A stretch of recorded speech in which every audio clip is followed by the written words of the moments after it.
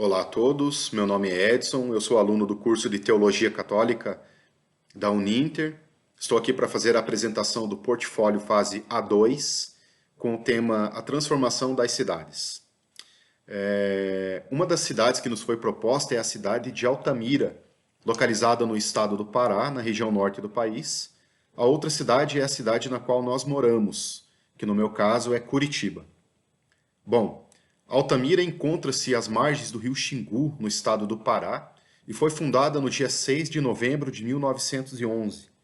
Ela teve sua origem nas missões dos padres jesuítas, sobretudo do padre Roque de Honderfond, isso na primeira metade do século XVIII. Esse foi o primeiro registro histórico de colonização praticada nesse território, onde foi fundada às margens do Igarapé dos Panelas. Altamira tem um grande ponto de referência, que é a rodovia Transamazônica, conhecida como BR-230. Essa BR corta o seu território pelos dois extremos. Essa rodovia proporcionou um grande fluxo migratório para aquela região. Porém, desde 2009, Altamira atrai atenções por ser a cidade mais próxima da usina hidrelétrica de Belo Monte. Essa usina tem uma capacidade de mais de 11 mil megawatts, sendo a quarta maior do mundo na geração de energia elétrica. Bom, esse é uma pequena história sobre Altamira. Agora eu quero apresentar uma breve história da cidade de Curitiba, a qual eu moro. Curitiba é uma cidade localizada no sul do país, sendo a capital do estado do Paraná. Ela foi fundada no dia 29 de março de 1693, pelo capitão povoador Mateus Martins Leme. No início, ela chamou-se Vila de Nossa Senhora da Luz dos Pinhais. Depois, em 1721, passou a chamar-se Curitiba. Curitiba é uma palavra de origem guarani, que quer dizer grande quantidade de pinheiros, pinheiral, na linguagem dos índios, que eram os primeiros habitantes desse território. Curitiba tem uma grande quantidade de pinheiros, conhecidos como araucária, e tem o pinhão como fruto dessa árvore e que servia de alimento a um pássaro também encontrado em grande quantidade no começo da ocupação nesse território. Esse pássaro chama-se gralha azul. Ele tem um corpo azulado e de cabeça preta. A gralha azul, diz uma lenda, que colhia o pinhão com o bico e o enterrava no solo para consumo posterior. Porém, como isso não acontecia, desses pinhões que foram enterrados, acabavam nascendo novos pinheiros ou araucária, o pé de araucária. Bom, fazendo uma comparação entre as duas cidades, eu destaco, é claro, a mega construção da usina de Belo Monte, que custou mais de 30 bilhões de reais aos cofres públicos.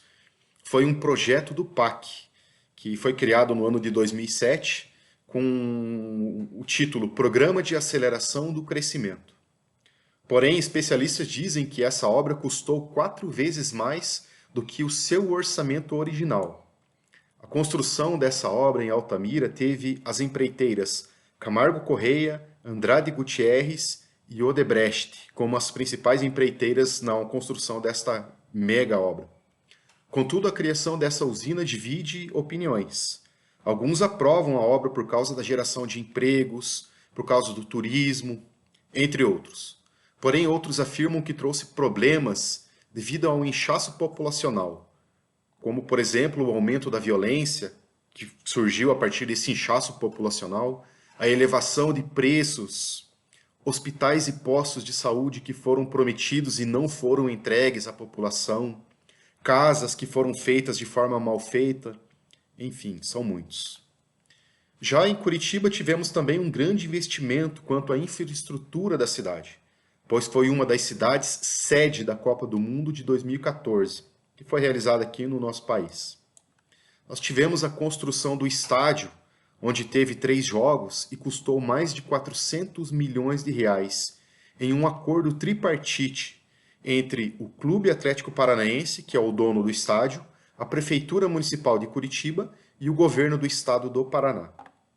Tivemos a revitalização da Avenida das Torres, uma importante avenida que liga a cidade de Curitiba a São José dos Pinhais. São José dos Pinhais é a cidade localizada a 20 quilômetros de Curitiba, mais ou menos, e onde se localiza o aeroporto. Então, para se ter fácil acesso de Curitiba até a cidade de São José dos Pinhais, onde está o Aeroporto Internacional Afonso Pena, foi revitalizada essa avenida e custou mais de 130 milhões de reais. Tivemos a reconstrução da ponte estaiada sobre a Avenida das Torres e que custou mais de 100 milhões de reais. Só para destacar essas duas construções, entre outras que foram realizadas.